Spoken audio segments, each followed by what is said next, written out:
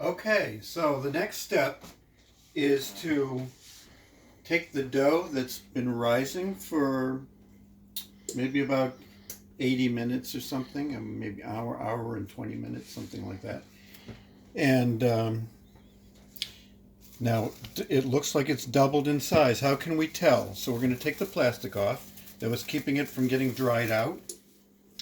Okay, and then you see how it looks a little more shaggy now. So the way you can test to see if it's risen enough is to just stick your finger in, and if it doesn't bounce back and it leaves an impression, then it means that it's probably risen enough. So stick it in. See, like that? Okay. So it's risen plenty, so it's ready to. So we're going to let it rise again for not quite as long as that, maybe about 30 to 40 minutes. So really, and if you don't want to do the rising on the day that you're going to make the garlic knots, you can actually do it overnight in the refrigerator. So you just want to keep it here in this, keep the plastic on it, put it in the refrigerator as soon as you make the dough, and let it rise overnight for 12 hours or something like that, okay? It could even, it could go more than 12 hours. It can go up to 18 hours or something like that. So you can do it anytime the next day. So that's if you let the dough rise slowly in the refrigerator. We did it the quick way, which is only about an hour and 20 minutes. Okay? So now we're going to let it rise again a little bit, but not quite as long, maybe half that long, before we put it in the oven to bake. That's all you have to do. So making it itself doesn't take very long. Letting it rise takes a little longer. Okay? So we're going to take it out of here. Put that in the sink. And then we're going to cut this. Now, this recipe is supposed to make this recipe is supposed to make 32 rolls, garlic knots. So we're going to cut it in quarter. And each quarter, what's quarter of 32? What times, let's see, if we're going to have quarter of 32 is 8. 8 times 4 is 32. 8 times 2 is 16.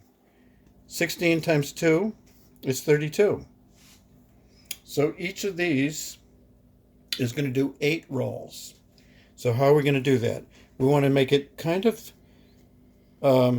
rectangular. Okay, like this. Rectangular, so we're going to do 8 of these, right? Let's stretch it out a little bit like that. 8 rolls.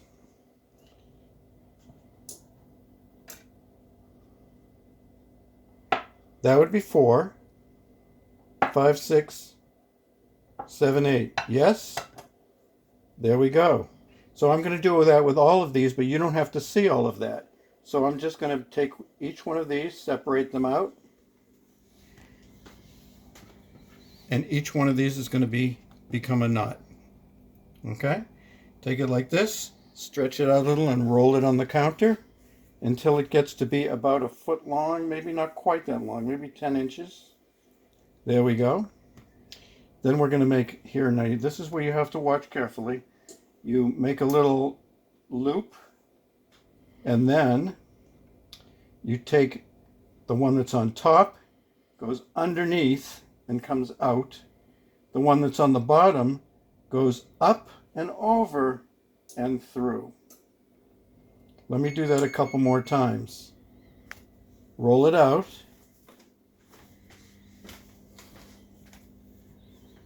There we go. Make a loop. The one that's on top goes under and through. The one that's underneath goes over and through.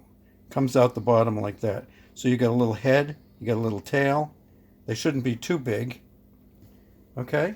And then the next one. This is the last one I'm going to do so that you can see.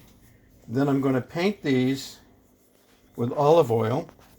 You can use melted butter. You could use Any kind of oil, if you don't have olive oil, it's okay. Vegetable oil, doesn't matter. Okay, there's that one, and then this one goes over and through. So I'm going to take these three little knots, put them on here. We're going to have like, you don't have to have them that far apart. So the thing is, we can do 16 on a tray because we're going to do 2 trays. If you don't have this size tray, you can use something like this. That's a little bit smaller, but you might need more. If you want to just do 16 knots, then you have to cut the recipe in half. Just cut the recipe in half, not do the whole recipe if you just want a few. Okay? But it's always good, once you make them, you can freeze them. So, now the thing I'm going to do with all of them that I'm going to just show you with a few so you can see is paint them with olive oil. That's going to help to make so they don't dry out. But I'm also going to cover the whole tray with some plastic wrap. So basically once I get all of these on here, I'm going to take a big piece of plastic wrap and go over all of them loosely like that just to keep them from drying out. Okay? So I'm going to show you a picture of what they look like before they go into the oven. Chef Marty? Yes, Saucy. I'm wondering where the garlic comes into this. When they come out of the oven. So once they're in the oven, they're only in the oven for about 12 minutes. Then they come out and we just paint them with the garlic butter. That's like my favorite vegetable, as you know. It is. Garlic is Debbie's favorite vegetable. Okay.